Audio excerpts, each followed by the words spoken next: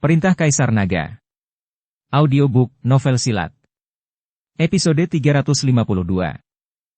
Dev mengambil tengkorak itu, aura langsung mengalir ke lautan kesadaran Dev, dan Raja Iblis Awan Merah hampir melompat kegirangan.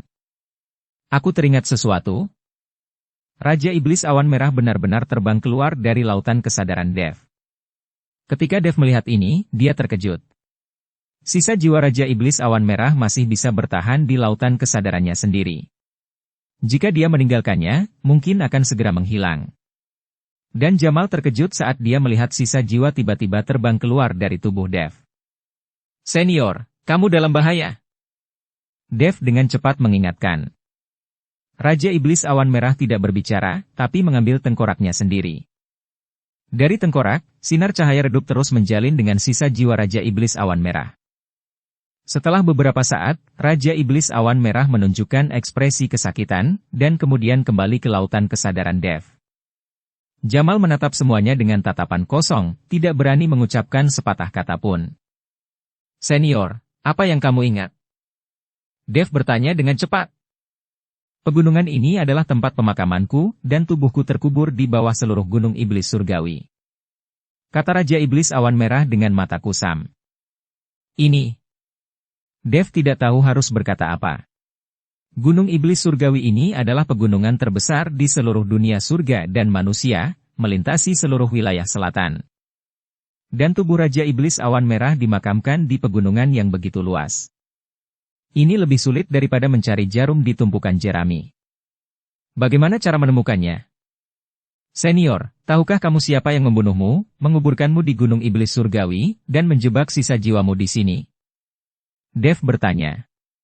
Orang yang dapat membunuh Raja Iblis Awan Merah, memotong-motong tubuhnya dan menguburkannya di Gunung Iblis Surgawi, dan menekan jiwanya di Gunung Iblis Surgawi, orang itu pasti sangat kuat. Raja Iblis Awan Merah menggelengkan kepalanya. "Aku tidak tahu, ingatanku masih sangat kabur sekarang, tapi cepat atau lambat aku akan mengetahuinya, dan cepat atau lambat aku akan membalas dendam."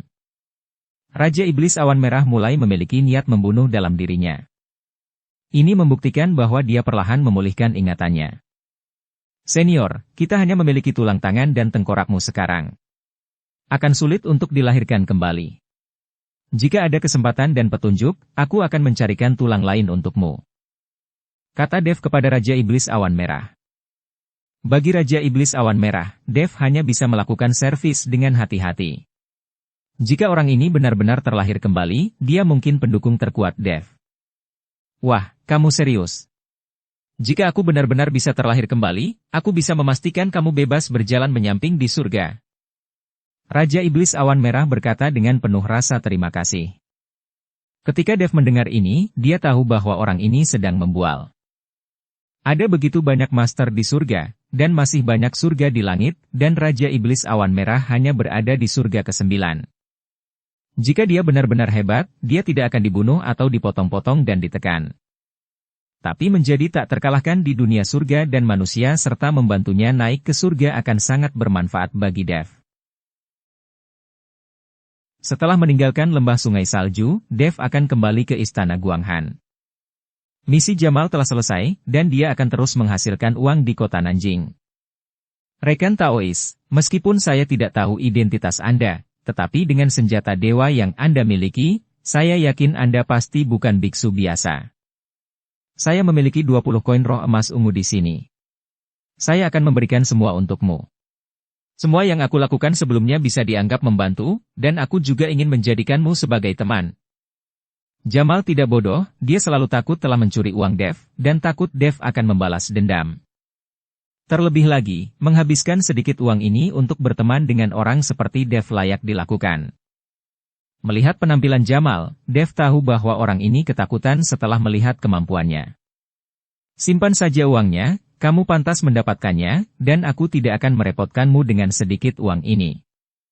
Dan mungkin aku akan membutuhkan bantuanmu lagi setelah beberapa saat. Lagi pula, kamu lebih akrab dengan tempat ini," kata Dev sambil tersenyum tipis. Ketika Jamal mendengar ini, dia segera menyimpan koin roh tersebut, dan kemudian berkata sambil tersenyum.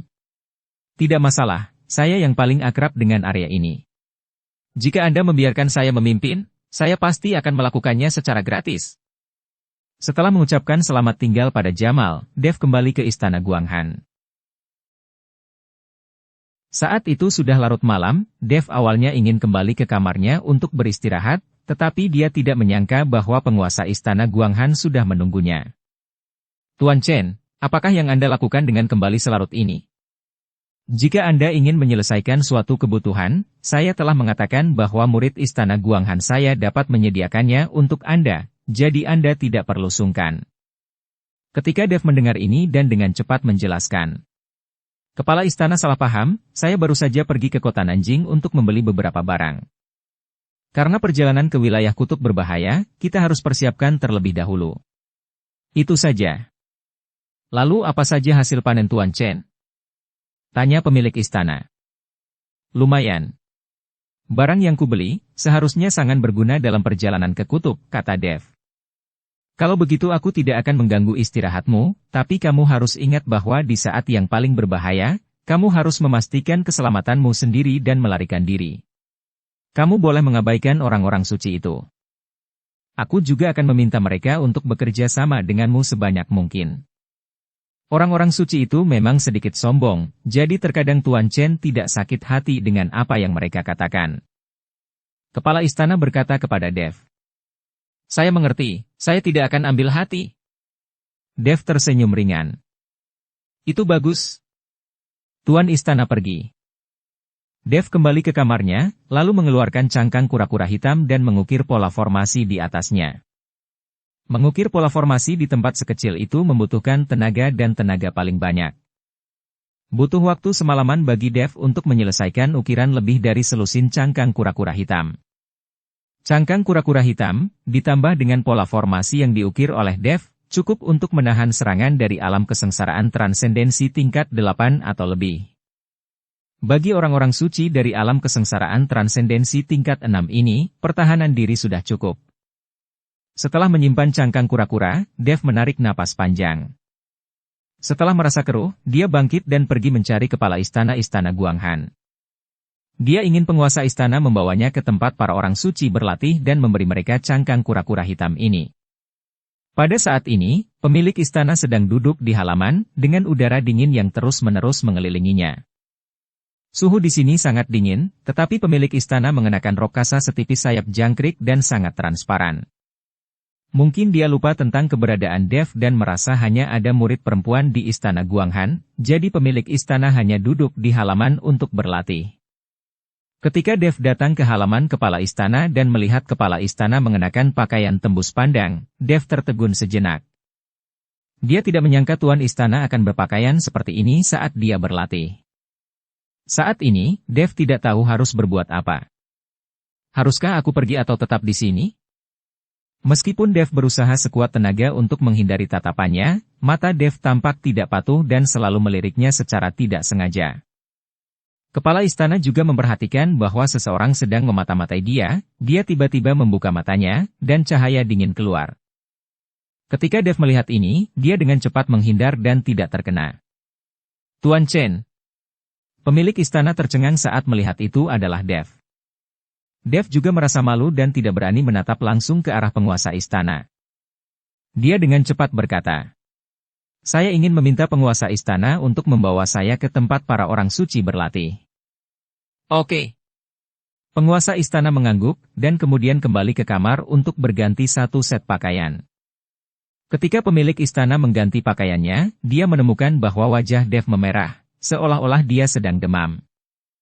Melihat Dev seperti ini, pemilik istana menutup mulutnya dan tersenyum. Tentu saja dia tahu kenapa Dev seperti ini.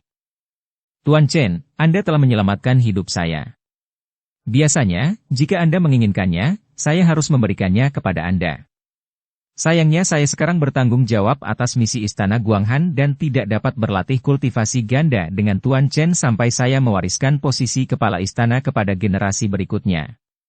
Sebagai orang suci, saya dapat membantu Tuan Chen. Pemilik istana berkata dengan tenang kepada Dev. Tuan istana salah paham, aku tidak bermaksud begitu, ayo cepat pergi. Dev tersipu dan berjalan cepat menuju bukit belakang istana Guanghan. Kepala istana membawa Dev ke tempat-tempat para orang suci berlatih. Begitu masuk, terdengar teriakan dan suara ledakan di kehampaan. Inilah orang-orang suci yang berdebat satu sama lain. Hanya dengan cara inilah orang-orang suci ini dapat mencapai pemahaman diam-diam yang terbesar. Besok mereka akan berangkat ke kutub. Adapun berapa banyak dari orang-orang suci ini yang bisa kembali dengan hidup-hidup, tidak ada yang tahu. Semuanya, hentikan latihan kalian. Kepala istana berteriak, dan tak lama kemudian selusin orang suci muncul dari mana-mana. Tuan istana, saya berlatih keras dengan saudara perempuan saya. Dalam perjalanan ke daerah kutub ini, kami tidak ingin menggagalkan misi kita dan pasti akan membantu istana Guanghan kami menemukan sumber daya. Lucy melangkah maju dan berkata kepada kepala istana Guanghan. Terima kasih atas kerja kerasmu. Kalian akan berangkat besok. Kalian telah berlatih keras hari ini, tapi tidak banyak gunanya. Sebaiknya kamu santai saja. Kalian bisa meninggalkan tempat ini hari ini dan pergi keluar untuk berjalan-jalan, kata Tuan Istana. Mendengar hal ini, para orang suci sangat gembira, lagi pula mereka sudah berada di sini selama beberapa bulan dan tidak pernah keluar. Terima kasih, Tuan Istana, kata orang-orang suci serempak. Tuan Chen datang ke sini hari ini untuk membawakan kalian hadiah. Setelah pemilik istana selesai berbicara, dia melirik ke arah Dev. Dan orang-orang suci itu semua memandang Dev, tetapi tidak ada banyak kebahagiaan di mata mereka, sebaliknya, kebencian mereka terhadap Dev menjadi semakin besar. Mereka mengira Dev memberi mereka hadiah untuk menyuap mereka agar mereka patuh sepanjang jalan. Dev mengabaikan tatapan orang-orang suci ini dan mengeluarkan cangkang kura-kura hitam yang halus. Cangkang kura-kura hitam memancarkan cahaya redup, dan pola formasi muncul dan menghilang. Cangkang kura-kura hitam? Lucy tiba-tiba terlihat kaget. Kalian pasti tahu kalau cangkang kura-kura hitam ini sangat keras dan bisa digunakan sebagai tameng. Apalagi jika cangkang kura-kura hitam memiliki ukiran pola formasi di atasnya, akan semakin kuat.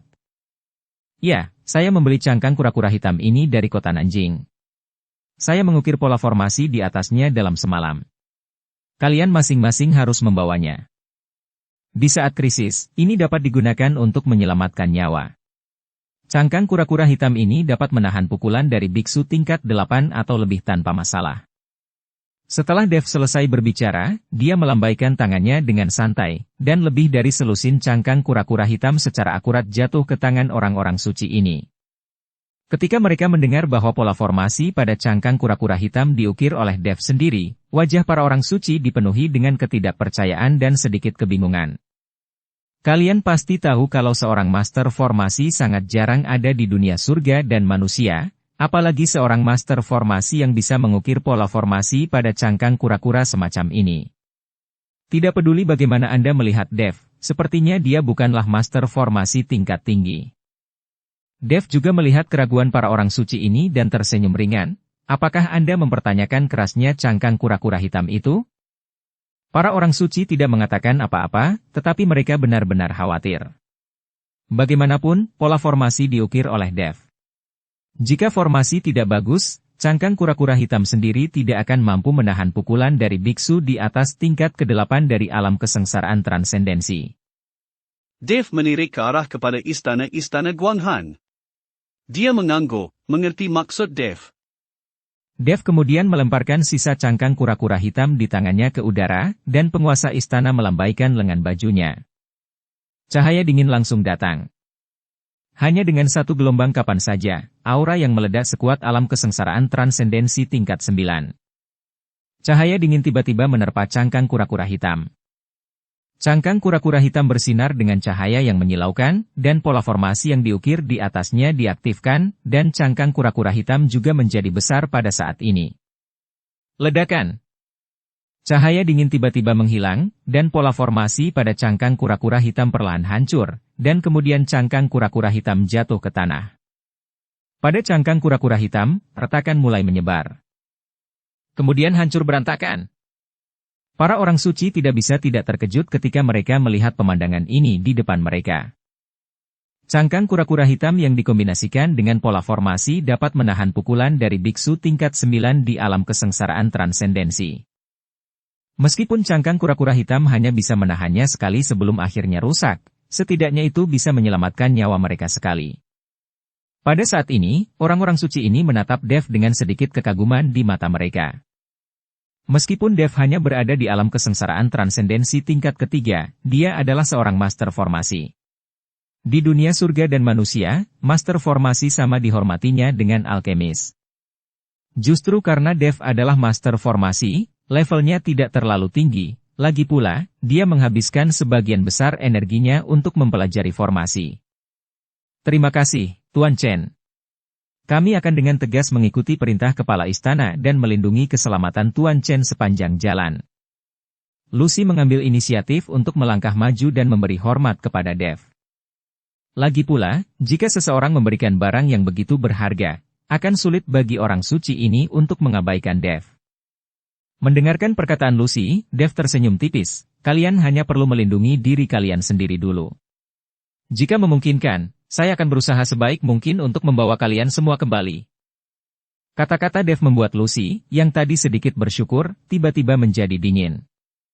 Orang suci lainnya juga memandang Dev tidak yakin. Maksudmu, kamu sendiri yang lebih kuat dari selusin dari kami? Lucy bertanya pada Dev.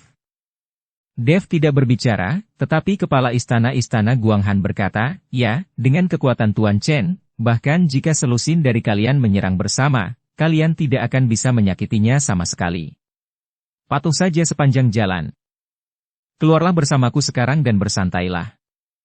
Setelah kepala istana Guanghan selesai berbicara, dia berbalik dan berjalan keluar. Meskipun orang-orang suci ini tidak yakin, tidak ada yang berani membantah tuan istana. Dev hanya tersenyum dan tidak mengatakan apapun. Setelah pergi, lebih dari selusin orang suci turun gunung bersama dan pergi ke kota Nanjing untuk bersenang-senang. Perjalanan besok ke kawasan kutub masih belum pasti, jadi bersenang-senanglah hari ini. Dev pergi ke kamarnya untuk beristirahat. Dia mengukir pola formasi sepanjang malam sangat menguras tenaganya. Dia harus kembali ke kondisi terbaiknya secepat mungkin. Ketika Dev membuka matanya, cahaya bulan telah bersinar dan hari sudah gelap. Namun salju putih memantulkan cahaya bulan, membuatnya tampak seperti siang hari. Dev keluar ruangan dan merasakan angin dingin bertiup, merasa sangat nyaman. Orang biasa tidak akan bisa tinggal di lingkungan dan cuaca seperti ini sepanjang hari, tetapi bagi biksu seperti Dev, hawa dingin yang parah tidak terlalu terasa. Dev melompat dan duduk di atap. Dia melihat sosok anggun di halaman pemilik istana. Itu adalah penguasa istana, memegang pedang panjang di tangannya dan berlatih. Cahaya bulan menyinari tubuhnya, dan kain kasanya tipis dan transparan, membuat Dev tercengang. Pemilik istana juga merasa ada yang memperhatikan, dia tahu siapa orang itu, jadi dia tidak peduli. Dev merasakan hidungnya terasa panas, dan kemudian beberapa tetes mimisan jatuh di salju putih. Jangan dengar apa yang tidak pantas, jangan lihat apa yang tidak pantas. Dev dengan cepat berbalik dan melafalkan mantra pemurnian hati. Sungguh bercanda, dia selalu merasa seperti pemilik istana sedang merayunya. Setelah melafalkan mantra pemurnian hati beberapa kali, hati Dev menjadi tenang. Dia menyaksikan bulan berubah arah seiring berjalannya waktu.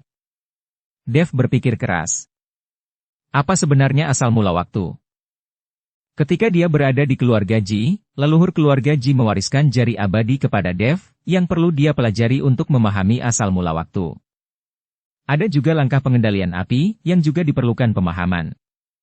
Meskipun Dev sekarang memiliki pemahaman tentang waktu dan bahkan dapat menggunakan langkah pembengkokan api, jalannya masih panjang sebelum dia dapat sepenuhnya memadatkan asal mula waktu menjadi bintang-bintang. Dev menatap kosong ke arah cahaya bulan, dia benar-benar melamun. Pada saat ini, orang suci yang kembali dari kota Nanjing juga bergegas kembali ke istana Guanghan. Kak Lucy, aku sangat bersenang-senang hari ini. Sudah lama sekali aku tidak merasa sebahagia ini. Ya, aku juga makan banyak makanan enak. Kota Nanjing jauh lebih hidup dari sebelumnya. Semua orang suci berbicara dan tertawa. Sister Lucy, lihat siapa itu? Pada saat ini, seorang suci menemukan Dev sedang duduk di atap sedang bermeditasi, jadi dia buru-buru berkata. Ketika Lucy melihat Dev, dia tiba-tiba mengalihkan pandangannya dan berbisik kepada orang suci lainnya. Setelah mendengar ini, semua orang suci lainnya melambaikan tangan mereka. Saudari Lucy, tolong berhenti membuat masalah. Jika Tuan Istana mengetahui hal ini, kami pasti akan dihukum. Satu orang suci berkata dengan ketakutan. Apa yang kamu takutkan? Kita akan berangkat besok. Kita belum tahu apakah kita akan hidup atau mati. Kepala istana tidak akan menghukum kita. Kita hanya menguji orang ini, selama kita tidak menyakitinya. Penguasa istana mengatakan bahwa kita bukan tandingan orang ini, bahkan jika kami bergabung, saya ingin mencobanya. Lucy berkata dengan nada meremehkan. Baiklah, tapi semua orang harus berhati-hati, tapi jangan melakukan tindakan yang fatal. Orang-orang suci mengangguk. Selusin orang suci diam-diam mendekati Dev. Orang-orang ini menahan aura dan memusatkan perhatian mereka, tidak ingin membiarkan Dev menjauh dari mereka. Begitu mereka datang, keberadaan mereka disadari oleh Dev. Tapi Dev tidak menyangka orang-orang suci ini akan benar-benar menyerangnya. Segera, selusin sosok menuju ke arah Dev seperti kilat. Dev sedikit mengernyit, dan saat Lucy dan yang lainnya tiba di belakang Dev, sosok Dev tiba-tiba menghilang. Semua orang suci tercengang, sedikit sulit untuk percaya. Dev jelas berada tepat di depan mereka, tetapi ketika mereka mengambil tindakan, Dev tidak terlihat. Apakah kalian masih tidak yakin? Saat ini, suara Dev datang dari jauh. Baru saja, Dev menggunakan langkah pembengkokan api dan muncul tidak jauh dalam sekejap. Ya, kami tidak yakin. Saya tidak percaya Anda bisa mengalahkan orang suci seperti kami. Lucy memandang Dev dan berkata dengan dingin. Bukannya aku mengalahkanmu, tapi jika kalian bergabung, kalian tidak bisa menyakitiku sama sekali. Apakah kamu mengerti? Dev tersenyum ringan. Arogan. Lucy meraihnya, dan udara dingin antara langit dan bumi langsung mengembun menjadi pedang es di tangan Lucy. Ketika orang suci lainnya melihat ini, mereka memanfaatkan situasi ini dan memadatkan udara dingin antara langit dan bumi menjadi pedang es. Lebih dari selusin pedang es menuju ke arah Dev bersama-sama. Dev tahu bahwa orang-orang suci ini tidak akan bisa mematuhi pengaturannya tanpa menunjukkan keterampilan nyata. Terlihat tubuh Dev bersinar dengan cahaya keemasan, dan tubuh emasnya yang tidak bisa dihancurkan langsung menutupi seluruh tubuh Dev. Menghadapi lebih dari selusin pedang es, Dev menolak untuk menghindar dan berencana menggunakan tubuh emasnya yang tidak bisa dihancurkan untuk melawan. Tubuh emas Dev yang tidak bisa dihancurkan, ditambah dengan tubuhnya yang kuat, dapat dengan mudah memblokir serangan dari selusin orang suci ini. Bagaimanapun, orang-orang suci ini hanya berada di alam kesengsaraan transendensi tingkat 6. Boom, boom, boom. Lebih dari selusin pedang es menghantam tubuh Dev secara bersamaan, membuat ledakan besar. Emas Dev yang tidak bisa dihancurkan, ditambah dengan tubuhnya yang kuat, dapat dengan mudah memblokir serangan dari selusin orang suci ini. Gelombang udara bergulung dan kehampaan berputar. Lebih dari selusin pedang es semuanya hancur seketika setelah menyentuh Dev. Tapi Dev berdiri utuh, dengan senyum tipis di wajahnya. Melihat pedang es yang hancur, semua orang suci tercengang. Mereka memandang Dev dengan tidak percaya. Bagaimana ini bisa terjadi? Wajah Lucy penuh dengan kebingungan.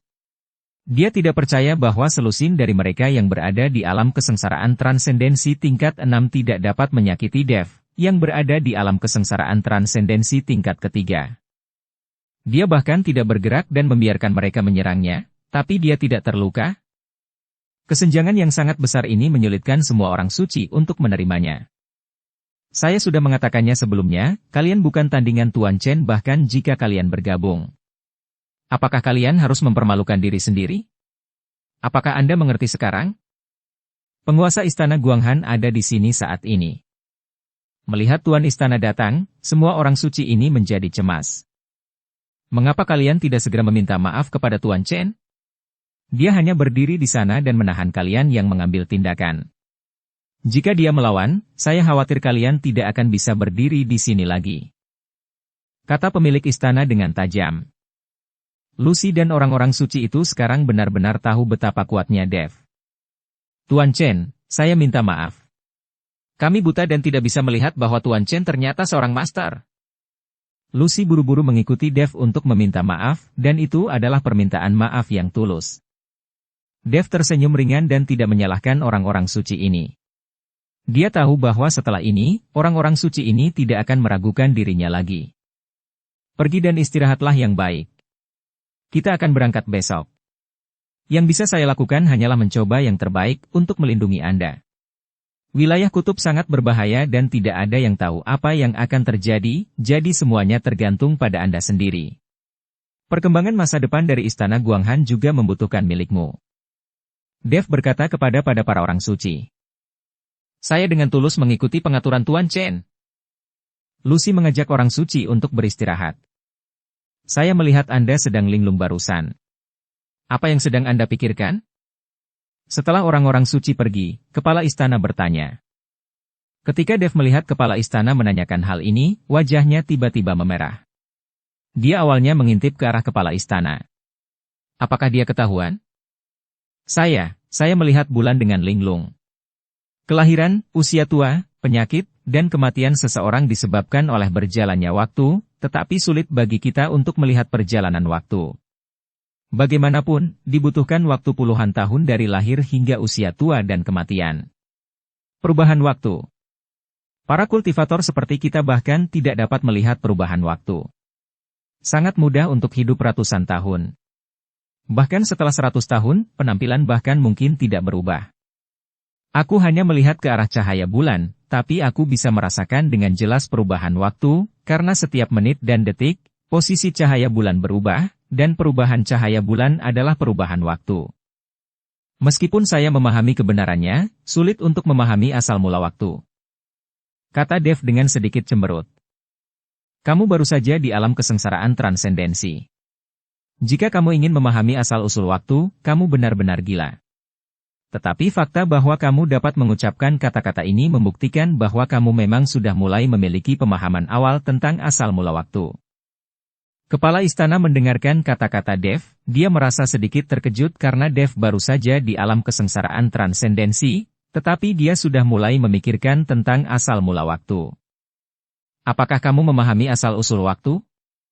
Dev bertanya ketika kepala istana mengatakan ini. Jika pemilik istana memahami asal mula waktu, maka Dev bisa meminta saran darinya, itu jauh lebih baik daripada hanya berpikir seperti ini. Kepala istana tersenyum dan menggelengkan kepalanya dengan cepat. Saya hanya memahami asal-usul es. Saya belum memahami asal-usul lainnya. Bagaimana saya bisa memahami asal-usul waktu? Pemahaman tentang asal-usul waktu tidak seperti asal-usul lainnya. Itu membutuhkan pengalaman pribadi dalam menjalani hidup dan mati. Sajak hidup dan mati, sehingga kita dapat memahami asal mula waktu dengan lebih cepat. Hidup dan mati? Sajak hidup dan mati? Dev berpikir keras. Kata-kata kepala istana agak mendalam, dan Dev tidak dapat memahaminya untuk beberapa saat. Oke, jangan pikirkan itu. Ketika Anda memiliki lebih banyak pengalaman dan mencapai level yang lebih tinggi, Anda mungkin bisa mengerti. Anda akan berangkat besok. Anda juga harus istirahat yang baik. Anda harus berhati-hati dengan keluargamu yang pasti akan mengambil tindakan. Pemilik istana mengingatkan Dev. Oke, saya akan memperhatikannya. Dev mengangguk. Pemilik istana berbalik dan pergi, tetapi Dev masih memikirkan kata-kata pemilik istana. Wah, sepertinya kamu punya kualifikasi yang bagus, tapi sebenarnya kamu cukup bodoh. Kalau kamu ingin benar-benar memahami asal-usul waktu, kamu harus benar-benar memahami hidup dan mati. Perubahan hidup dan mati sebenarnya adalah aliran waktu. Hidup dan mati adalah hasilnya, dan waktu adalah aturannya. Kata Raja Iblis Awan Merah saat ini. Hasil?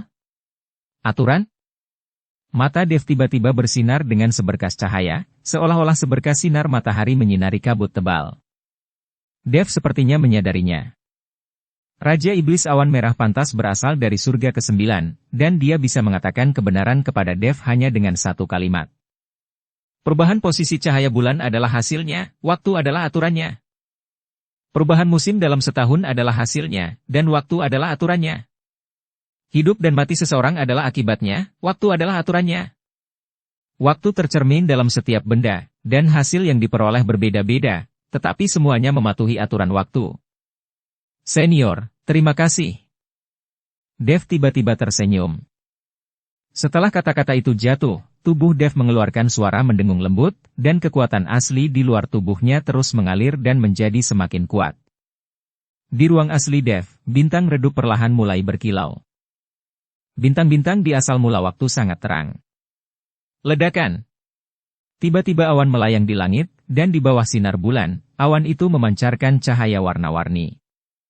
Salah satu pancaran cahaya terbesar turun darinya dan menyelimuti tubuh Dev. Penglihatan mendadak ini langsung menarik banyak murid dari istana Guanghan untuk datang menonton.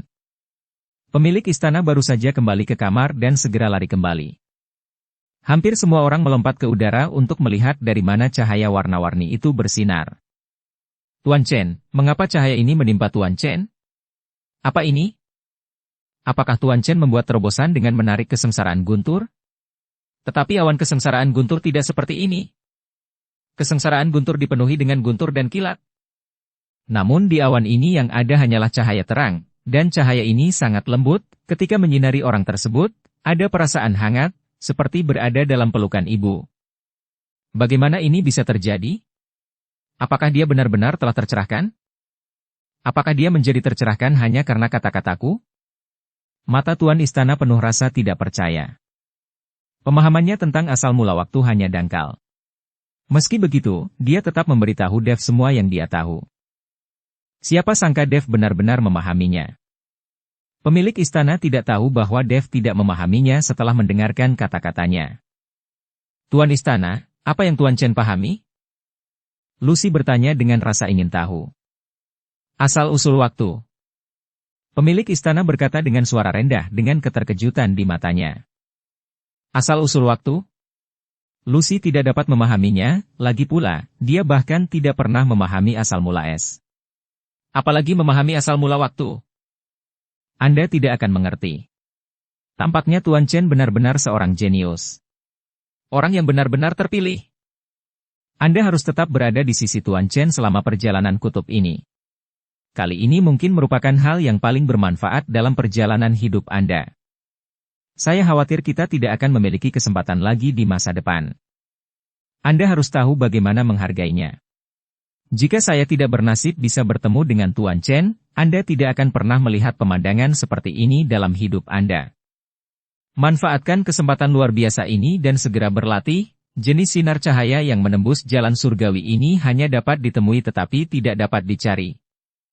Setelah kepala istana selesai berbicara, dia memimpin untuk memasuki kondisi kultivasi. Di bawah penerangan cahaya itu, kecepatan kultivasi menjadi 2 kali lipat dengan setengah usaha, dan tubuh juga sangat nyaman. Melihat ini, Lucy dan yang lainnya segera mulai berlatih. Pada saat ini, Dev berada dalam keadaan mati suri, dia merasa seperti sudah mati, tetapi dia tidak takut mati. Seluruh tubuhnya tertahan di bawah cahaya itu, dan kesadaran spiritualnya juga memasuki ruang aslinya. Sinar cahaya menerpa bintang asal mula waktu, dan bintang redup asal mula waktu mulai menyala terus-menerus. Saat asal mula waktu terus bersinar, kecerahan bersinar secara langsung melampaui bintang asal lainnya. Anda harus tahu bahwa bintang asal Dev lainnya telah dibudidayakan sejak lama. Dev telah menyerap dan menyempurnakan asal mula guntur dan kilat. Dan asal mula api, membuat bintang asal semakin terang. Namun saat ini, bintang aslinya baru saja menyala, dan bersinar melampaui bintang lainnya. Cahayanya masih menyinari bintang-bintang di asal mula waktu. Bahkan cahaya bulan sepertinya terfokus pada Dev sendiri. Energi asli yang terus bergulir seperti lautan luas, terus mengalir ke tubuh Dev. Dev melayang di udara, secara pasif menerima penyucian energi asli ini. Untungnya, ruang asal bocah sepertimu cukup besar. Jika orang lain yang memahami hal ini, dia pasti sudah meledak dan mati sejak lama. Berapa banyak orang yang mampu menanggung skala penyerapan energi asal yang besar ini? Raja Iblis Awan Merah berkata dengan sedikit kesedihan di matanya, berkata dengan iri. Saya tidak tahu berapa lama waktu yang dibutuhkan, tetapi cahayanya perlahan menghilang, awan di langit juga menghilang, dan bahkan cahaya bulan menjadi lebih redup. Tampaknya itu diserap terlalu banyak oleh Dev dan kehilangan banyak kilau. Dan Dev perlahan turun ke tanah, dan matanya perlahan terbuka. Dev masih berada di alam kesengsaraan transendensi tingkat ketiga, tetapi aura yang terpancar darinya saat ini sungguh menakjubkan. Mata Dev menyapu Lucy dan yang lainnya, tetapi semua orang suci ini tanpa sadar berlutut. Seolah-olah orang yang berdiri di depan mereka bukanlah Dev, melainkan penguasa langit dan bumi, yang memaksa mereka untuk berlutut. Bahkan pemilik istana pun terkejut dan merasa takut dengan sorot mata Dev. Dev sepertinya menyadari ada sesuatu yang tidak beres, dan dengan cepat menyingkirkan aura dunia lain di tubuhnya, dan memandang Lucy dan yang lainnya dengan rasa malu. Semuanya, bangunlah. Kita bukan atasan atau bawahan, jadi tidak perlu berlutut, kata Dev cepat. Lucy dan yang lainnya juga merasa malu, mereka sepertinya baru saja dikendalikan oleh seseorang, dan mereka tidak bisa menahan diri untuk tidak berlutut. Kalian semua kembali dan pahami apa yang baru saja kukatakan kepadamu. Kepala istana melambaikan tangannya dan meminta semua murid istana Guanghan untuk kembali. Setelah para murid pergi, kepala istana memandang Dev dengan sedikit rasa iri di matanya.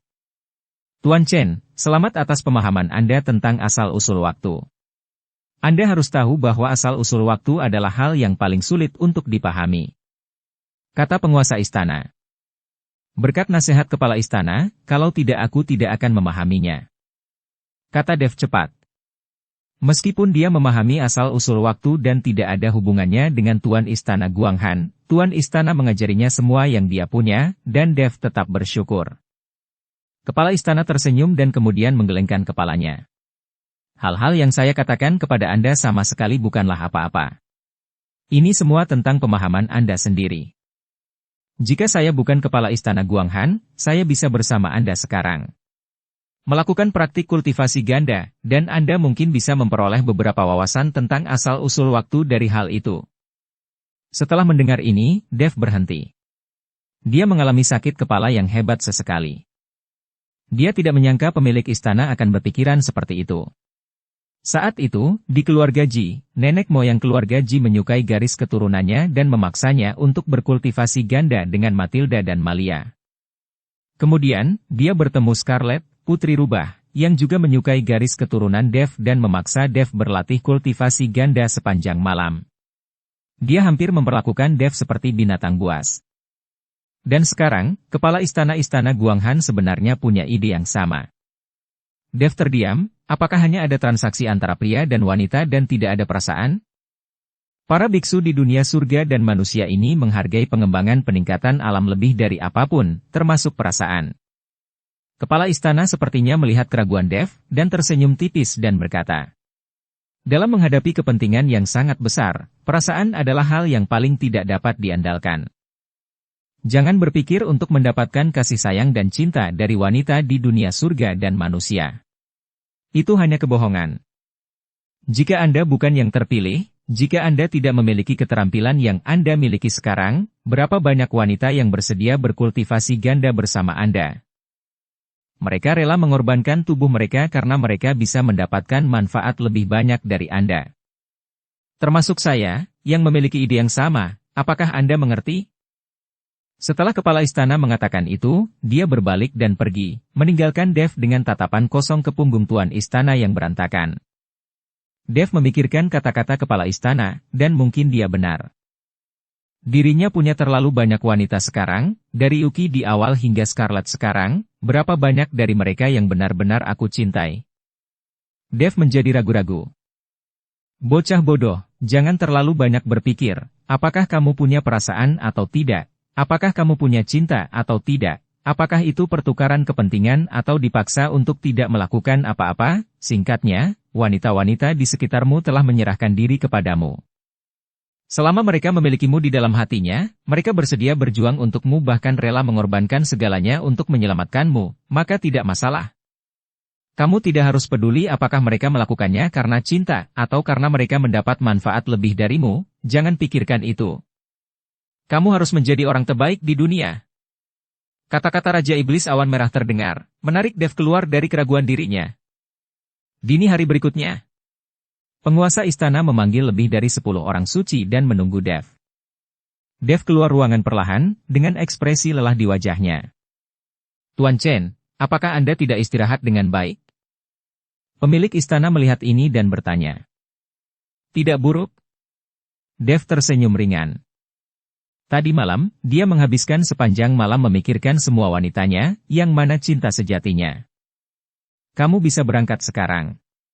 Seharusnya tidak ada bahaya di sepanjang jalan. Yelena dan murid luar serta para biksu yang telah lulus ujian sudah berangkat kemarin. Saya meminta mereka untuk meninggalkan tanda di sepanjang jalan. Anda hanya perlu mengikuti tandanya. Ikuti saja tanda-tandanya dan tidak akan banyak bahaya, kata pemilik istana kepada Dev. Dev mengangguk, dia tahu bahwa murid-murid luar itu hanyalah umpan meriam, garda terdepan yang membuka jalan. Namun tidak ada yang bisa kita lakukan, perkembangan suatu sekte selalu membutuhkan pengorbanan. Setelah mengucapkan selamat tinggal kepada kepala istana, Dev berangkat bersama Lucy dan yang lainnya. Mereka telah mencapai titik paling selatan di wilayah selatan. Tapi arah awal Dev dan yang lainnya berlanjut ke selatan. Batas dunia surga dan manusia yang kacau balau terlihat, apakah wilayah kutub sedang kacau? Tuan Chen, istana Guanghan kita bukanlah titik paling selatan. Masih ada ribuan mil dari sini menuju perbatasan kekacauan. Lucy mengikuti Dev dan berkata, seperti kata pepatah, inilah artinya menjadi kuda mati di Gunung Raja. Kelihatannya sangat dekat, namun nyatanya masih jauh. Garda terdepan yang membuka jalan. Karena orang telah membuka jalan di depan mereka, Dev dan yang lainnya bisa berjalan sangat cepat dan santai. Saat ini, di sebuah bukit tidak jauh dari istana Guanghan, semua orang dari keluarga Mu berkumpul di sini. Nona, orang-orang dari istana Guanghan sudah pergi. Yosemite melapor ke Bibi Kelsie. Baiklah, silakan saja. Jangan melakukan apapun di jalan. Ini saat yang tepat untuk menggunakan orang-orang seperti istana Guanghan untuk bertarung di garis depan dan mengambil tindakan ketika Anda mencapai tujuan. Jadilah cerdas, jangan ceroboh, dan jangan biarkan siapapun hidup, jika tidak istana Guanghan akan menangkapmu. Bibi Kelsie berkata dengan dingin. Dimengerti, wanita tertua. Yosemite mengangguk, lalu melambaikan tangannya dan pergi bersama semua orang dari keluargamu. Ketika semua orang dari keluargamu menuju lebih jauh, mereka berada ratusan mil. Ada juga beberapa kelompok orang yang pergi menuju ke daerah kutub. Lagi pula, ada godaan, dan banyak orang ingin berpetualang di daerah kutub. Di antara orang-orang ini, salah satu dari mereka mengenakan jubah hitam aneh dengan monster binatang bersulam gigi dan cakar di atasnya. Orang ini adalah Preston yang dilukai oleh Dev.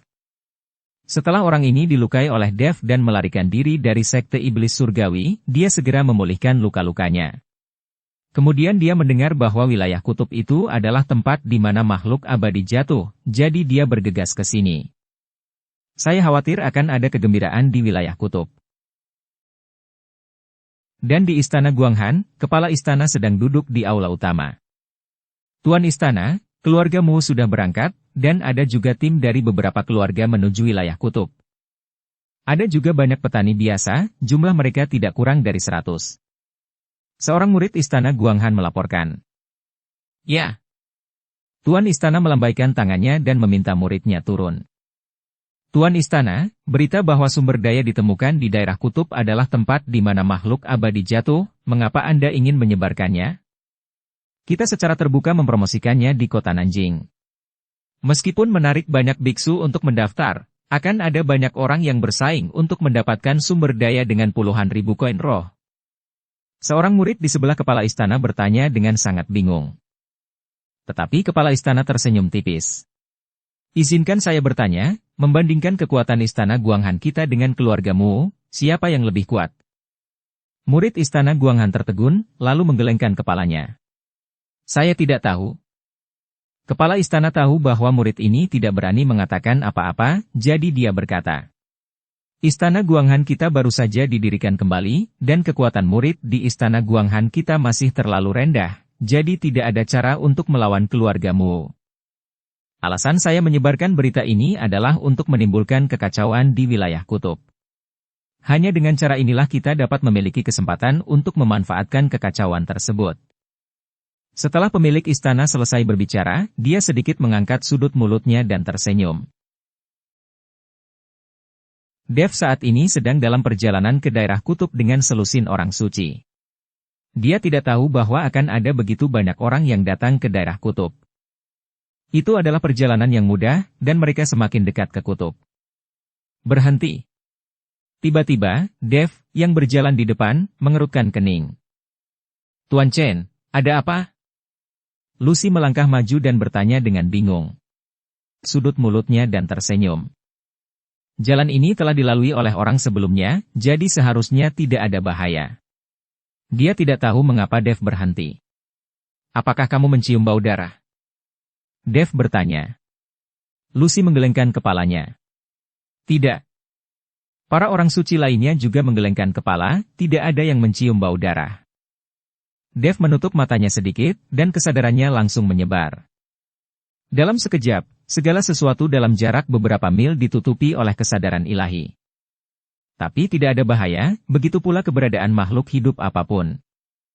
Aneh, aku merasa udaranya dipenuhi bau darah. Kenapa tidak ada apa-apa? Dev mengerutkan kening dan melihat sekeliling. Tuan Chen, seharusnya tidak ada yang salah. Lagi pula, beberapa orang sudah menjelajahi jalan ini kemarin. Kata Lucy. Mungkin aku terlalu sensitif. Kalian semua, harap menjaga perimeter dan tetap waspada. Setelah Dev selesai berbicara, dia berjalan ke depan lagi. Semua orang suci mengikuti pengaturan Dev, menjaga perimeter satu persatu, dan meningkatkan kewaspadaan mereka. Setelah berjalan beberapa mil ke depan, seorang suci tiba-tiba berteriak. Aduh! Seorang gadis suci jatuh ke salju, dan kemudian berkata dengan marah. Siapa yang membuatku tersandung? Mata semua orang terfokus pada kaki gadis suci itu, dan terlihat tangan yang kaku yang tersingkap dari salju. Melihat pemandangan ini, hati semua orang tiba-tiba menegang, dan Dev bahkan melompat dan mendarat di samping orang suci itu. Segera setelah Dev menampar telapak tangannya, gelombang panas menyapu dan salju langsung mencair. Setelah terus meleleh, tubuh seorang wanita terungkap. Ini adalah murid luar istana Guanghan kita. Seorang gadis suci berseru kaget ketika dia melihat tubuh wanita itu. Dev memandangi mayat wanita itu yang kaku dan bekas luka di tubuhnya, terlihat jelas bahwa dia tewas karena serangan. Apa yang terjadi? Lucy bertanya dengan cemberut. Dev tidak berbicara, tetapi melihat sekeliling sambil berpikir, dan kemudian aura di tubuhnya meledak, dan angin kencang tiba-tiba menyapu. Salju di sekitarnya tertiup ke seluruh langit oleh angin kencang. Segera, salju terhempas, dan mayat-mayat yang membeku terlihat. Mayat-mayat tergeletak berantakan. Ada murid luar istana Guanghan dan para biksu yang telah lulus ujian. Melihat segala sesuatu di depan mereka, semua orang suci tercengang. Orang-orang yang diutus oleh istana Guanghan dan biksu yang lulus ujian, semuanya tewas secara tragis di sini. Kalian pasti tahu kalau tempat ini masih agak jauh dari kutub, tapi orang-orang ini mati mengenaskan sebelum sampai di kutub. Siapa? Siapa yang melakukannya? Mata Lucy meledak karena marah. Begitu banyak orang yang terbunuh, Lucy merasa hal ini pasti dilakukan oleh sekte tertentu. Dev hanya melihatnya sekilas, lalu menggelengkan kepalanya dan berkata, orang-orang ini tidak dibunuh oleh manusia, tetapi bertemu monster. Apakah ada monster yang kuat di tempat ini? Monster yang sangat kuat.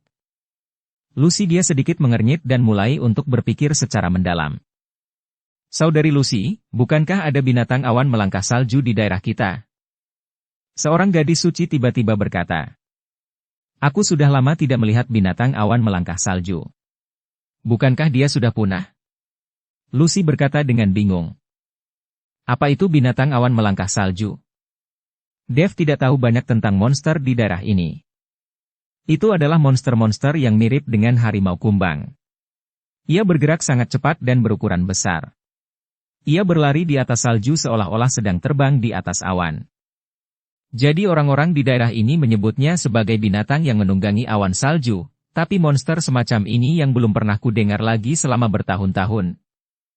Lucy menjelaskan kepada Dev. Setelah mendengar ini, Dev terdiam sesaat. Kemudian dia melambaikan tangannya dan berkata, ayo cepat lewat sini. Tidak ada yang diizinkan menyentuh mayat di sini. Kata-kata Dev membuat orang-orang suci ini sedikit gugup, tapi mereka semua mendengarkan Dev. Tapi saat Dev dan yang lainnya maju beberapa langkah, tanah tiba-tiba bergetar. Dari pegunungan yang tertutup salju tidak jauh di depan, saya melihat garis-garis salju dan kabut membubung ke langit, dan 5 monster-monster bergegas ke arah saya dengan kecepatan yang sangat cepat. Monster-monster ini sangat cepat, dan salju di bawah kaki mereka berubah menjadi garis-garis kabut salju, yang benar-benar seperti awan yang membumbung tinggi dan kabut yang bergerak.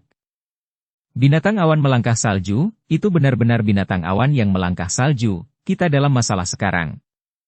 Wajah Lucy berubah menjadi cemas saat melihat ini.